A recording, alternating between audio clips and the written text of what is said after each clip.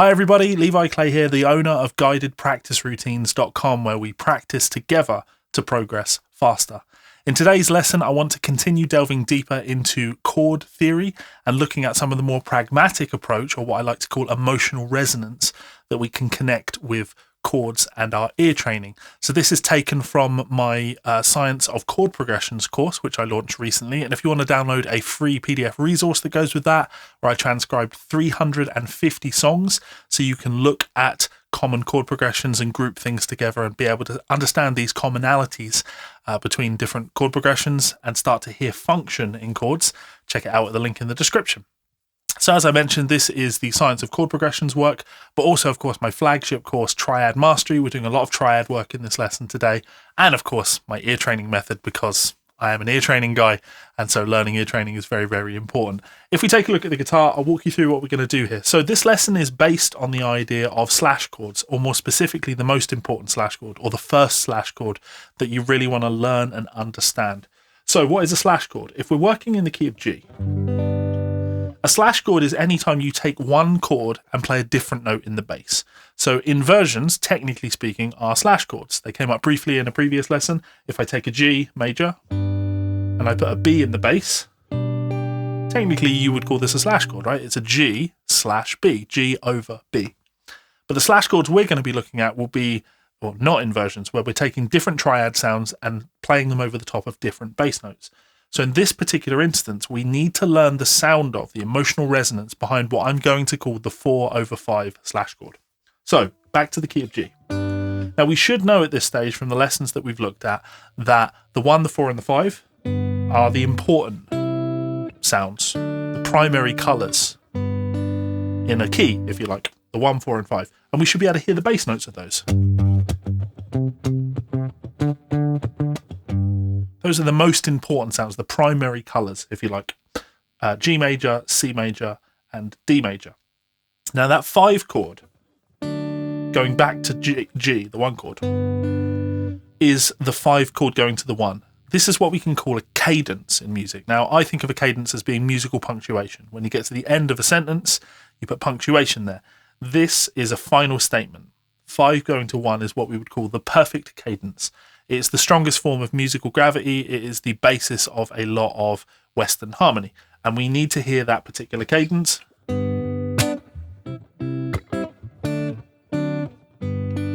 We've learned that sound. We've heard that sound a million times. Like I say, that 5/1 motion is the most important sound in Western harmony. But it's not the only cadence we have available. We also have the plagal cadence, which is the 4 chord going to the 1.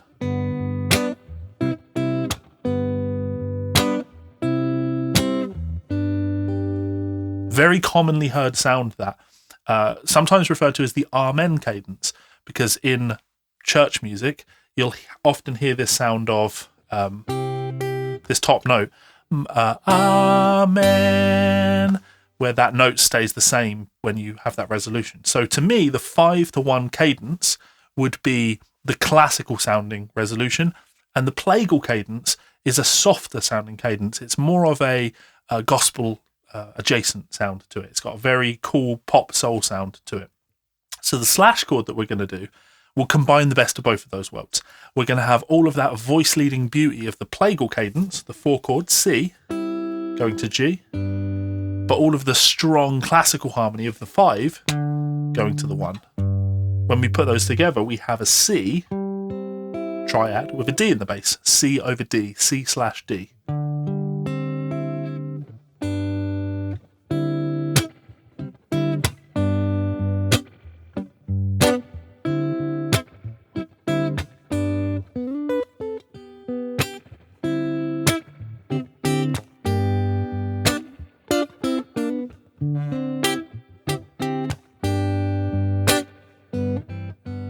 Very common sound. You hear this in soul music quite a lot.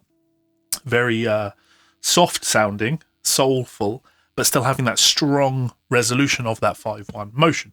So it's a beautiful sound. We need to learn how to play it on the guitar, and then we're going to look at songs that actually use this. And trust me, there are so many of them. So what I'm playing, I mentioned there, is a C triad over a D bass note. And again, not to plug the Triad Mastery course on guided practice routines. It's like almost 20 hours of lesson content there. where 5 levels, we're breaking down triads all over the neck and like all those practice sessions. So you don't think about this stuff because, of course, when I'm doing this, hopefully you can tell I'm not thinking about these triads. I just know this stuff. So I can play my C triad and put a D in the bass, or a C triad on the top 3 strings, put my bass note on the bottom. But that's not the only place I can play that. I can play a C triad up here, and I can put my D in the bass. I could even play that C triad on the top and put the same D in the bass.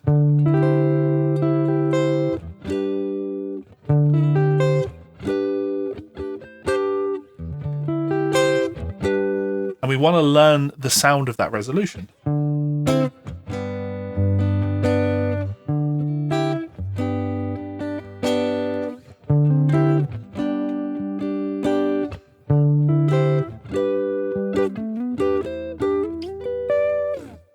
So that's our 4/5, the 4 chord with the 5 in the bass.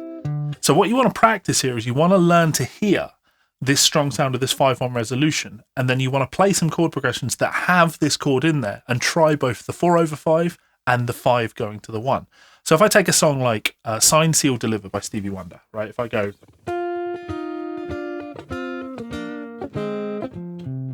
We go, like a fool I went and stayed too long. Now I'm wondering if your love's still strong. Ooh, baby, here I am, signed, sealed, delivered. I'm yours. Bit high for me, right? So when we're playing that, we're playing the 1 chord F, the 4 chord, the 6th chord D minor, 1 chord F, 6th chord D minor, F7, 4 chord, B flat 7, B flat with a C in the bass.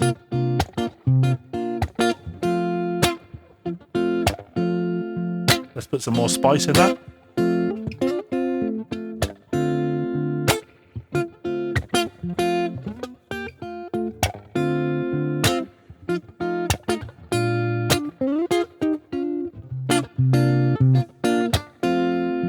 Now that 4/5, beautiful sound. If I do the same thing but play a C7 instead of B flat over C, it still works, but it doesn't have the same punch as that 4/5 sound.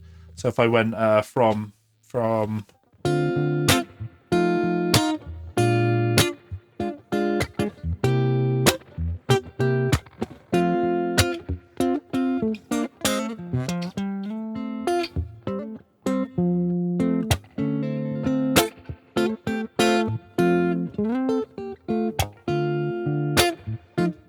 you don't like this. Nowhere near as cool as.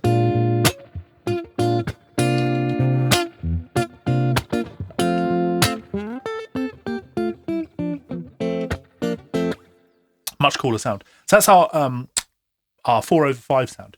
Now you could also analyze this and call this chord a 7 sus, because that's what we really have. This is a C7, root 7, with the 9 and the 11, so it's a dominant chord, flat 7. There's no third in there, so it's suspended. Some people might call this a C9 sus, also correct to call it that.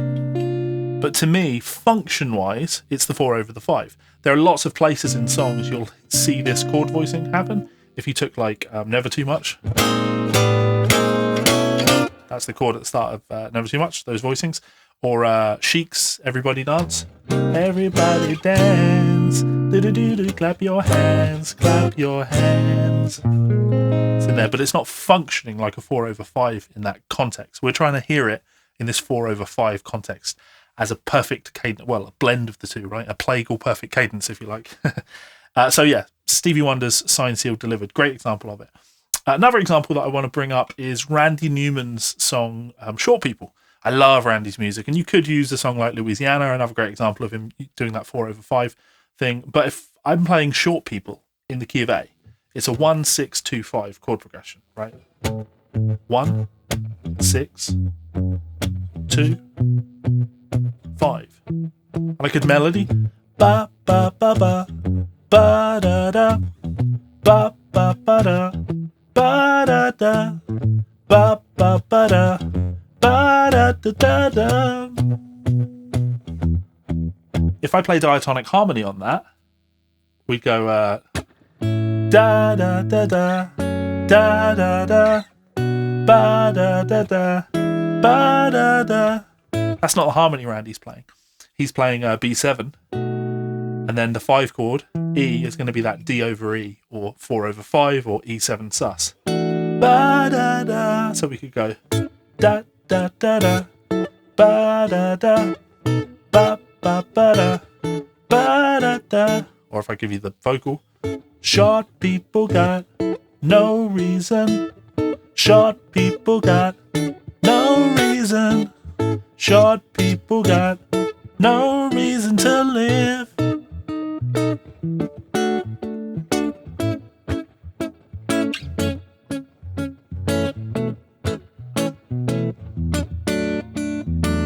Played it there again, right? A D chord with an E in the bass.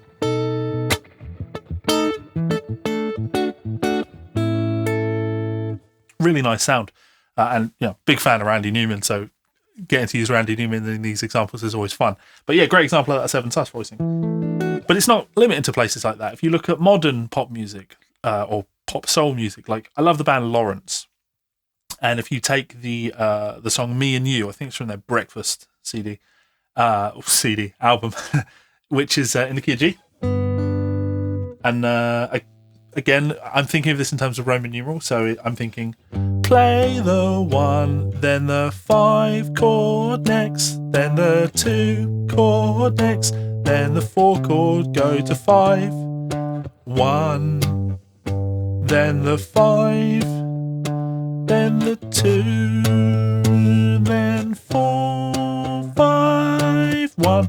So what I'm doing there is it might sound like I'm trying to sing bass notes. I'm actually trying to think more in terms of the vocal melody of the song.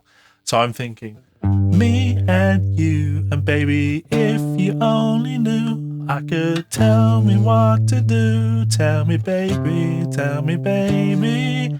If I put my harmony on that, my last chord there is going to be that 4/5. Me and you, and baby, if I only knew, I could tell me what to do. Tell me, baby, tell me, baby.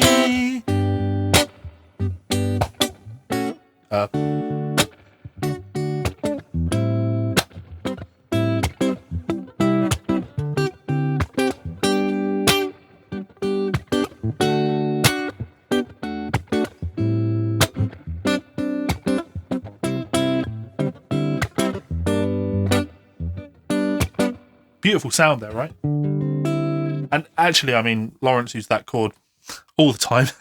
If I took a Guy I Used to Be, they play that in the key of C. I've got no hope of singing that in the key of C. We do that in G. Bye. It's got like a 12/8. Bye to the guy I used to be, to the life I used to lead, because now I see you're the only thing that matters to me. A bit high for me. But again, I'm doing 1 in first inversion, 4, then the 4 with the 5 in the bass. Pulls us back wonderfully. 1.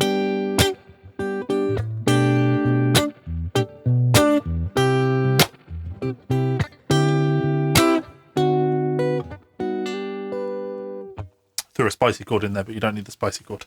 So that's our 4/5 in the Lawrence context. Now you could just keep going with this. In the book, I've listed Sailor V by Bewitched for some reason. We've also, I mentioned Louisiana by Randy Newman.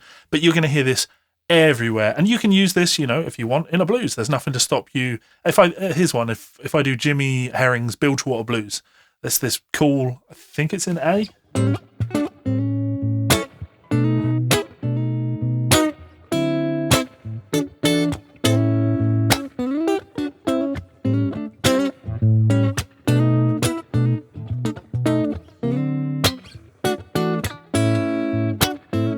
That's the progression. He's baritone, so it's not in that key. But you'll hear that much cooler than going.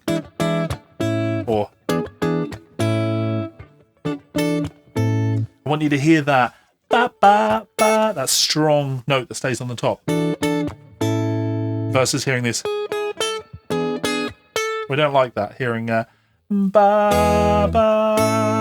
I want to hear ba ba. I like that. It's like a really soft sound to it. Okay, so the last song I want to do is Easy by the Commodores. This is a great one because it's going to allow us to also tap into what we looked at in the previous lesson. If you missed that video, check it out on my channel. We look at the flat 7 chord. Easy by the Commodores is great because it uses this 4/5 all the way through the song. But at the end of the chorus, we also get a very good example of what a flat 7 chord sounds like. And the impact, again, I'll use the word emotional resonance. If you learn the way that feels when you hear that sound, you can much more easily identify it and play it without thinking about it. So Easy by the Commodores is in A flat, right? And I'm not going to think about this. I'm just going to go bass notes. So 1 chord, 3, dropping to 2, and then 5. There's my bass notes. Ba da da da da da da da. Ba da da da da da da da. That's why I'm easy. I'm easy like Sunday morning. Those are my bass notes. Once I can hear that, I can then put harmony on there. So 1 chord. That's why I'm easy. Then 4 over.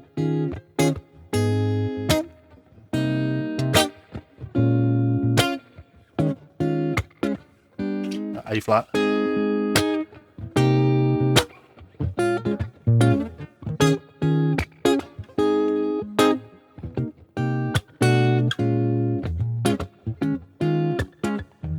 So that's a move you'll hear me do. I'll do this. Move down chromatically. 3 going down to 2. Always sounds fun to do that. Yeah. Easy.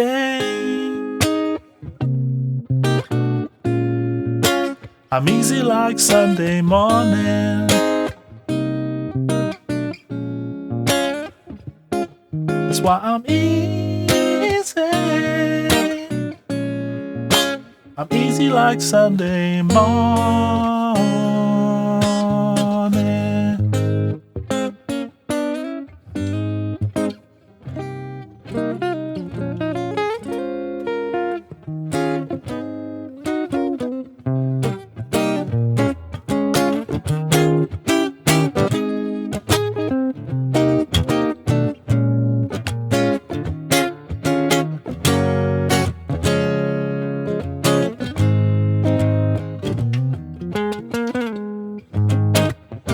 Go around on that chord progression forever.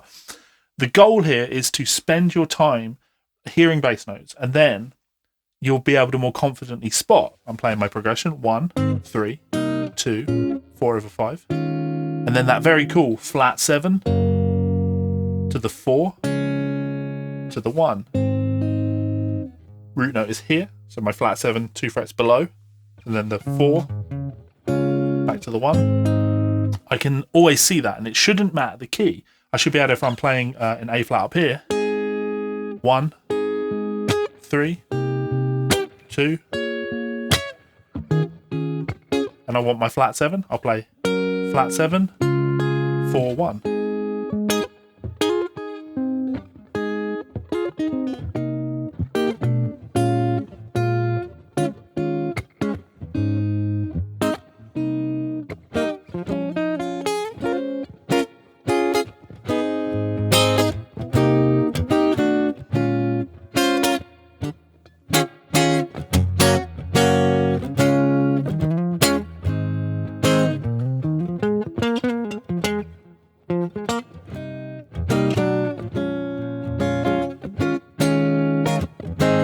So you want to be able to do that in lots of different keys. I want to be in a situation where if a singer says to me, Levi, can we do Easy by the Commodores, but I can't sing it in A flat, could we do it in the key of E? Yeah, great. I don't want to have to move the pattern down. I want to be free to play that. So if somebody said, can we do it in E? Here's my E. It's going to be the 1, 3, 2, 4/5.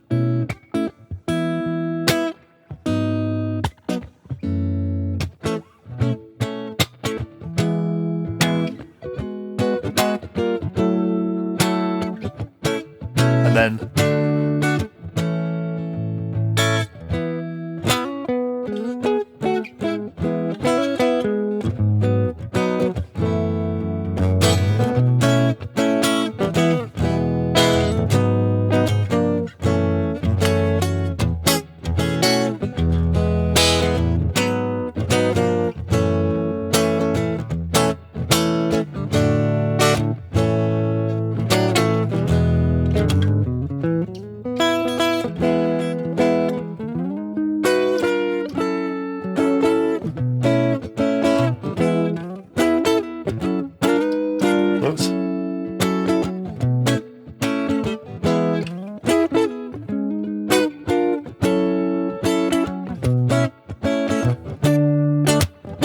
sorry.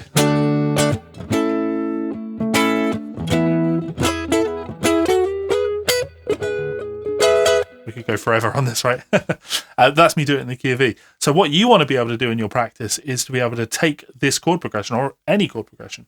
You learn it internally. You really get to grips with the notes that are in there. And then if somebody says, right, I want you to play that in the key of B, you pick different keys that are far enough away from each other that you are forced to do it. If I had to play in B, can I play 1, 3, 2, 5? So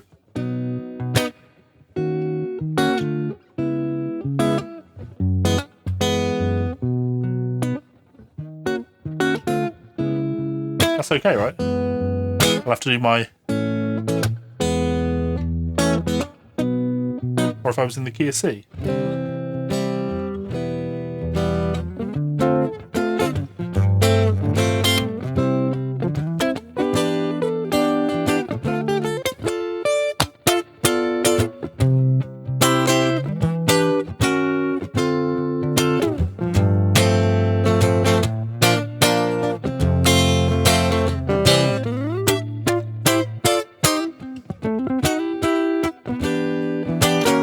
It doesn't matter the key. I'm just fluent, and I can move it to whatever key that I need to. And that's from, lots of chord knowledge, lots of triad knowledge. Practice will get you there with that. But then more importantly, a shit ton of song knowledge. And I've been a professional transcriber for, 15 years. Transcribed a lot of music. So I know a lot of songs. I've played a lot of music. But if you want to make that a little bit easier on yourself, well, check out that free resource. Download the chord progression encyclopedia. Yeah, the progression encyclopedia.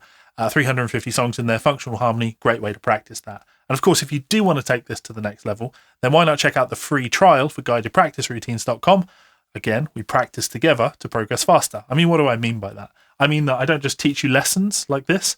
We have practice routines, and I play through the entire routine. So you can log into the website, you do the lesson, but then you actually sit through the 10-minute practice session. You go through the practice session with the scrolling animated tab to make sure that we're doing the actual practice. It's not enough to know what you need to do. We actually have to sit down and put in that practice. You only get better by putting in practice. And all this fluency on chord progressions comes from a lot of practice time on chords. You can't just learn a thing. You have to learn it and then actually spend the time practicing it. And I find that students always struggle with the practice side of things. So why not practice with me? If that interests you, check out the link to guidedpracticeroutines.com in the description. If you have any questions, please don't be shy. Let me know in that comment section below. I'm always watching and happy to get back to you guys. I've just been Levi Clay while you have been awesome. Thanks for watching, and I will see you for another lesson soon. Laters.